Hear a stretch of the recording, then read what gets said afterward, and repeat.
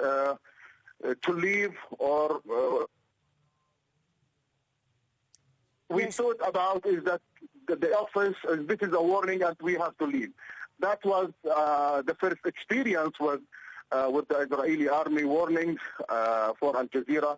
And today is the second time now we are all leaving. It is still early to look for and to prepare ourselves for the heavy coverage that we have been doing day and night. Of course, we have Plan B, but still early to fix everything because we had to leave everything behind us in the office, especially the SNG and the live equipment coverage. Yes, it's certainly not our first. Oh, we're going to stay with you, Safwat. It looks like, yes, it looks like there has been a strike targeting the building.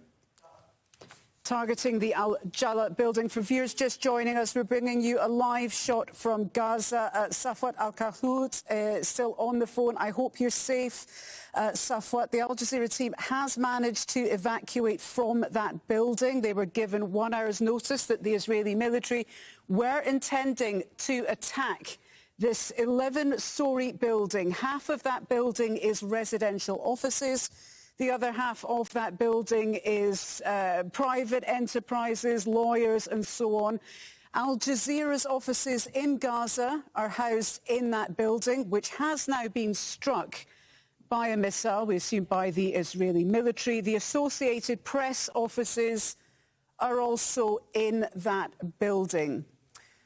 Bringing you this live shot here now. Safwat, are you still on the phone? Can you still hear us? Yes, I can. I'm here. Okay, I'm glad to hear that you're safe and well. What can you see from your position? How far away are you from that building that has now just been bombed? Well, let's say that lots of people have been gathering in this area. Our building is located in the heart of Gaza City, and it's easy to reach the office from all the directions. Next to our office, there were lots of buildings and facilities that had been destroyed and hit.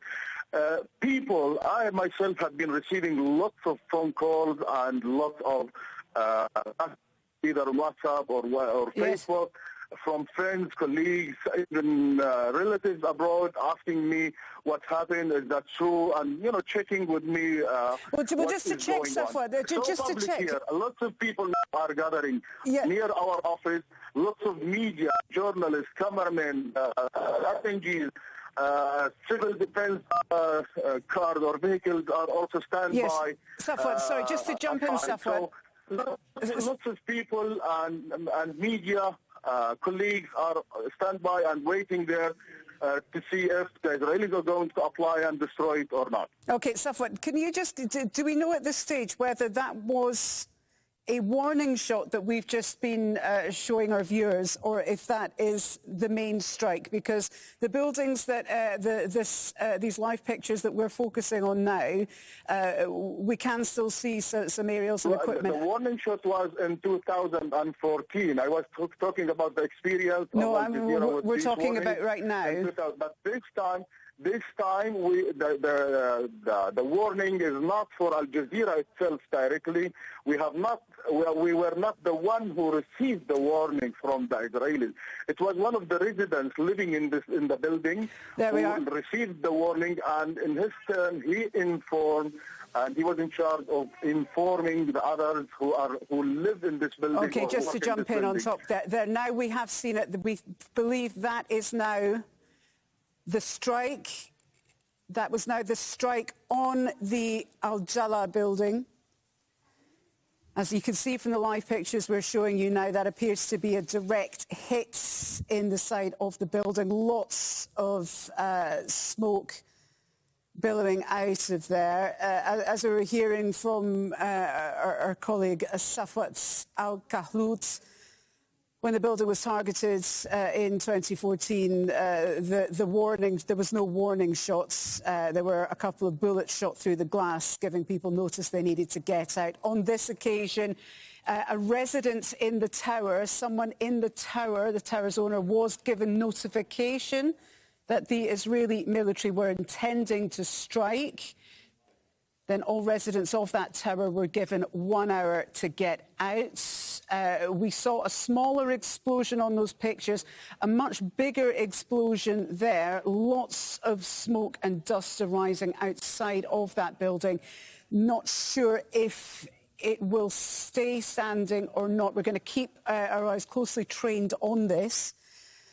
But certainly, for more context, that building is where Al Jazeera's offices are. There we are, another strike on that tower. And the tower has come down. That is the Al Jala Tower. That tower is where Al Jazeera's offices were housed. The Associated Press offices were also housed in that building. Whenever you see journalists doing live updates from Gaza, they're usually standing on the roof of that building, which has now been flattened in an airstrike by the Israeli military. So that is a landmark, an institution that has now been razed to the ground in Gaza. Important to remember as well that in this building, in addition to the media offices of Al Jazeera and the Associated Press, there are professional offices in that building, and half of that 11-storey tower block is also residential properties where families have been living. Their homes have now been destroyed. Let's head back now to SAFWAT al-KAHLOUT. SAFWAT, are you still on the phone? Can you still hear us? Yeah, I'm just watching, that which was Al Jazeera building or Al Jala building. Lots of dust, lots of destruction. How does that make you feel, SAFWat? This was your place of work. How does this make you feel, watching that building come crashing down?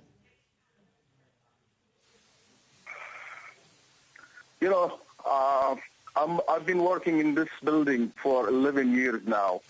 And, I have been covering, let's say, lots of events from this building. We have good memories with our colleagues.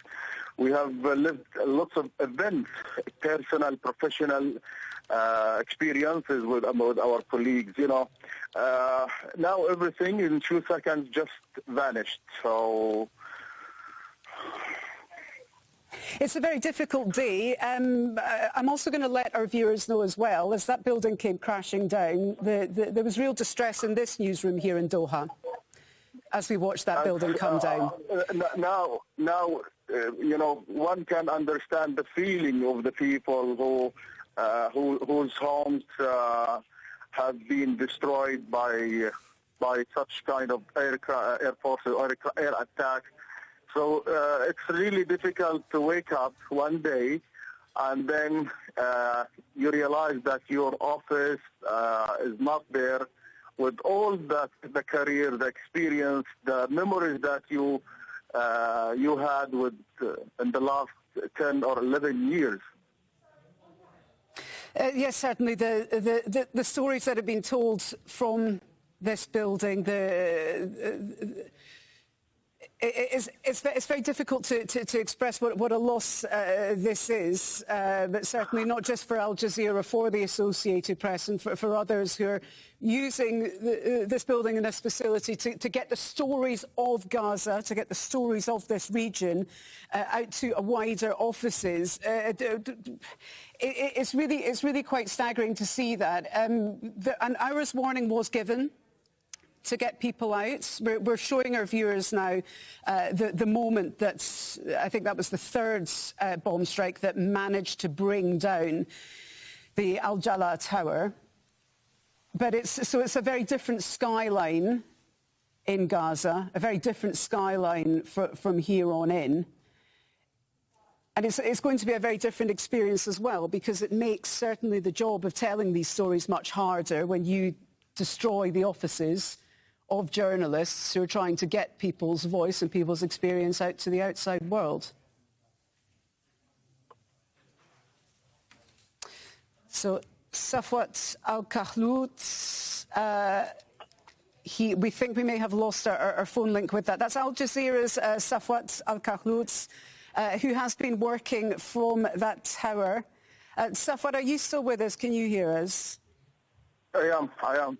Are you with other colleagues, other people who've been evacuated from the building? We understand that you're all trying to congregate safely somewhere away from the building, which has now been destroyed. How are other people reacting to this?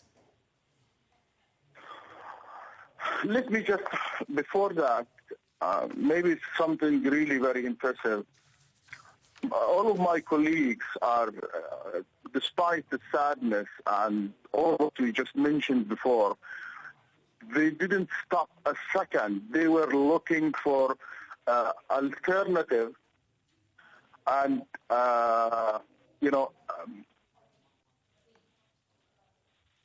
just to keep Al Jazeera on top of the news.